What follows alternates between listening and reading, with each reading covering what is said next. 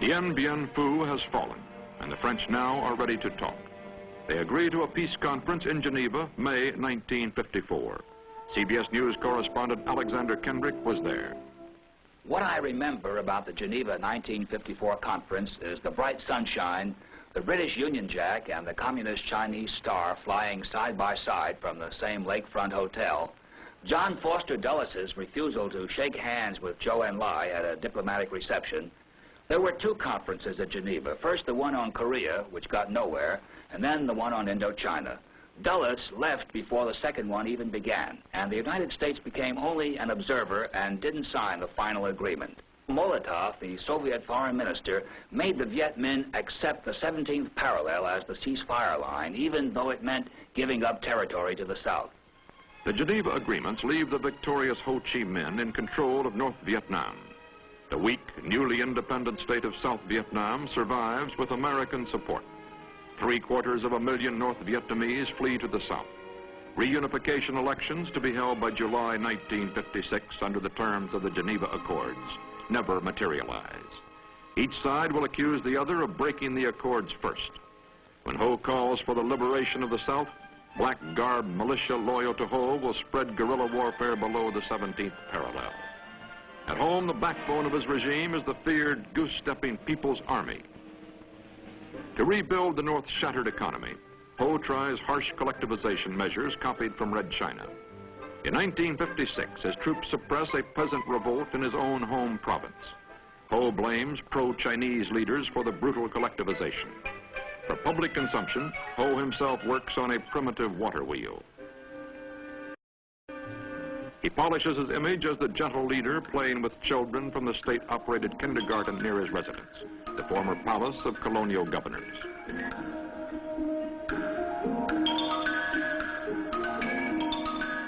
What about the man behind the image? This reporter spoke with Professor Bernard B. Fall of Howard University, whose book, The Two Vietnams, contains the first Western biography of Ho. If Ho Chi Minh were a Westerner, he would probably be known as the best public relations conscious Western ruler in the world. He is extremely response conscious. Everything is done with its effect, its ultimate effect on the populace. The uncle idea is his idea. It's Bác Ho in Vietnamese. It's Uncle Ho. Remember these words by an American officer who knew him back in '45. He says, "This awfully sweet old guy." You know, well, you don't go around and call Stalin or even Gomulka or Khadr an awfully sweet guy, or even Tito. These may be at certain times not totally despicable people, but nobody will ever say of Mao Zedong he was an awfully sweet old guy. Whereas of Ho Chi Minh, this is the sort of thing comes through. Now, some people say this is a 24-hour-a-day act, and it will point to the fact that when it comes down to the crunch, Ho Chi Minh in the past has at least allowed, if not ordered, the execution of some fairly old associates.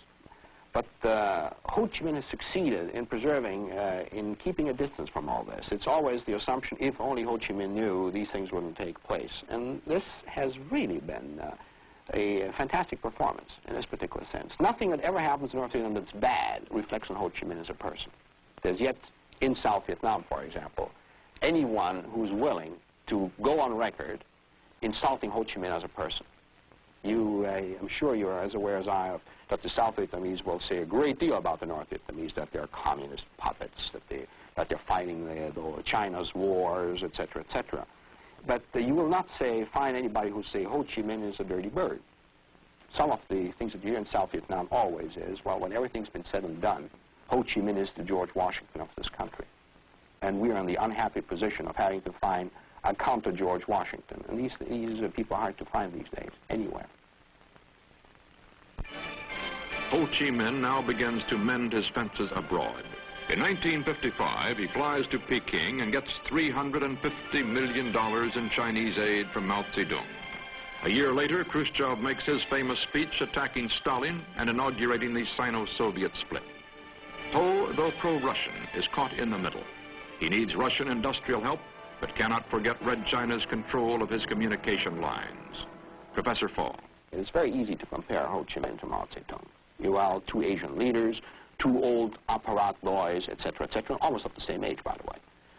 Yet the fact is, Ho Chi Minh spent 30 years in the West traveling from 1911 to 1941, literally, when he moved into China, whereas Mao Zedong spent most of his life in the grottos and caves of northeast China. Ho Chi Minh has seen the French in France, he's seen the British in Britain, he's seen the Americans, presumably, in perhaps New York and Boston. I'm sure in New York he saw more than Harlem. In other words, I don't feel that the problem of not understanding what the United States is about is really the problem with Ho Chi Minh. It may come with the junior leaders. The junior leaders, of course, have spent most of their life in isolation, but not Ho Chi Minh. His junior leaders, Pham Van Dong, Prime Minister, intelligent and tough, General Giap, Defense Minister and Armed Forces Chief, a popular man, but in communist countries, military men rarely become politicians. Lê Duan, the Communist Party boss, during the French War, top party leader in the South. And there are others, such as Trong Chin, whose adopted name, Long March, shows his Chinese allegiance. While the political struggle continues, communist aid and free world trade flow through the port of Haiphong. Government sources say that ships from 25 non-communist nations called on the port, bringing in machinery needed for the country's industrialization drive and exporting its coal. According to Secretary of State Rusk, no strategic items are traded, however. Ho realizes that only industrialization can strengthen his food-deficient country. But to industrialize, one must have trained workers. Soviet bloc and Chinese experts and economic aid of over $1 billion have poured in over the past 10 years. In most cases, this is still an economy which depends on coolie labor. Modern factories are built by hordes of human ants.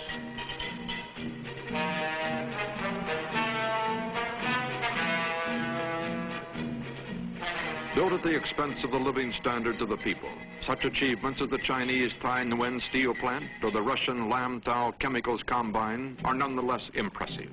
So is Ho's own performance as a fence straddler between Peking and Moscow. Again traveling abroad, he not only is well received by Khrushchev in Moscow, but he also visits most of the East European satellites and several uncommitted countries. Everywhere, Uncle Ho in the simple Mao Zedong uniform is a social hit. He also calls upon that prime example of independent communism in the world, Marshal Tito of Yugoslavia, a gesture that surely is not appreciated in Peking. Could Ho Chi Minh become such a Tito? Would he want to?